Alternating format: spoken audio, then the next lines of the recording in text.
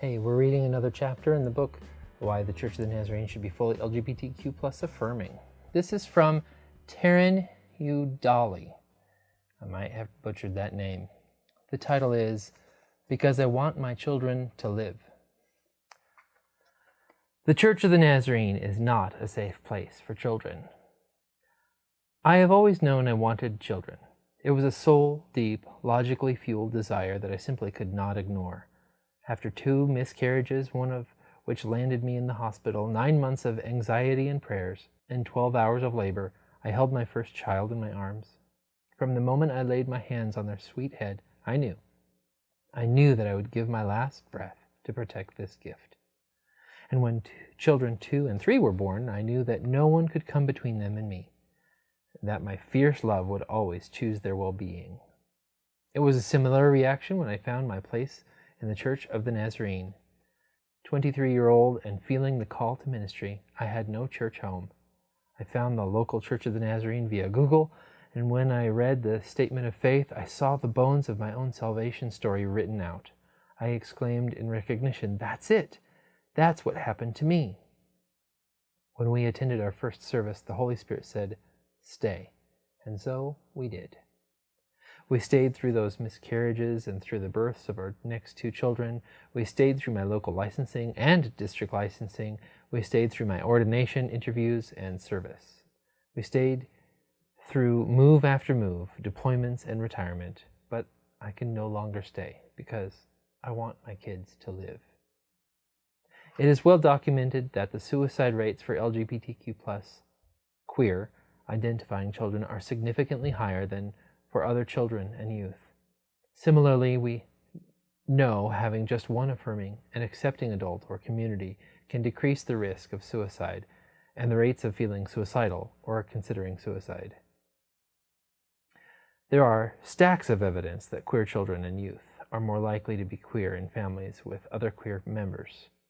Given how many queer clergy, queer members, and church members with queer family are in the Church of the Nazarene, statistically, every Church of the Nazarene is likely to have at least one queer person, probably a child or a young adult, who is likely to consider suicide while attending that church. It might even be one of my kids, because I am one of those queer clergy. Being married to a man for 16 years made it easy to be queer in the Church of the Nazarene. No one ever questioned me. No one ever worried about me. And our polity said that my own attractions were not a sin. So I was happy to stay in the church that educated me, taught me, and affirmed my call. I was delighted to be a part of the Nazarene family. But as my children got older, I began to learn about the likelihood that one of them could be queer, and I began to learn about the risks of religious trauma and spiritual abuse for queer children. My perspective shifted. I began to look at our church through the eyes of someone who had no protective cover of a normal marriage, and what I saw terrified and saddened me. Church members prayed for their gay children to be delivered from the clutches of evil, not even from romantic or sexual relationships, but just from the attractions they felt. Church board members would espouse the evils of homosexuality, decry the brokenness of being transgender, and pray against the devil's own work in the minds of queer folks. I was told by a district superintendent that I could never out my queerness to church members. All of these were fully against our own manual, but accepted and encouraged by leadership. And they still defend their position using the manual statement on human sexuality. Then I saw how unsafe and unstable it is for our queer and questioning kids to be in the Church of the Nazarene. Still, I chose to stay. I love my mother church, and I love my brothers and sisters in faith. We often disagree, and that is how iron sharpens iron. I have been fully willing to be confined by the doctrines I agreed to when I made my ordination vows. I have been fully willing to be quiet about parts of who I am. I have been fully capable of facing the onslaught of unintentionally hateful talk around people like me. I have gently preached the gospel of love to the same folks who would swear I have the devil in me because of things I can't control, despite prayers and tears and struggles for years. I made this choice over and over because the Holy Spirit once told me to stay and never told me to leave. I had no problem of submitting myself to the risks and pains of being queer in a non-affirming denomination when the Spirit called me to do it. But that is a choice I can only make for me.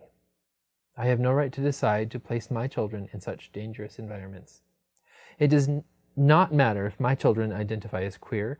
What matters is that I would never know. For as long as I pastor a church that does not accept all of them, that will not love all of them, that speaks out against hidden part of themselves, then they will never disclose such a thing to me. If my children cannot feel safe in the arms of the church I serve, how could they feel safe with me? If my children cannot feel safe in the arms of the church, how can they ever trust the God whose name we claim? It only takes one affirming place for a child to feel safe and loved for who they are. It only takes one adult who affirms their gender and sexuality to prevent suicide. It only takes one place where they will not be bullied or shamed for them to believe that they can have a good life full of love and hope. And I want to be that person, that place. I want the church to be that place. I want all children, mine and yours and the ones I'll never know, to know that the Church of the Nazarene is a place so in tune with the love of the triune God that they boldly declare, "Let the little children come to me," without qualifiers, without disclaimers, without spiritual violence. So, I am leaving the Church of the Nazarene because it is not, and never has been, a safe place for me. Because it is not, and never has been, a loving place for all children. Because I am deeply pro-life. Because I believe in a God who does not hate. Because I believe that love covers a multitude of sins. I'm leaving the Church of the Nazarene because I want my children to live.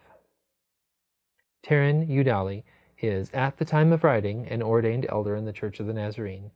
She is a graduate of Portland Seminary, George Fox University, with a focused interest on the feminine roots of holiness church in the 20th century. She lives in Portland, Oregon, with her 3 children and a hoard of coffee. Thank you, Taryn.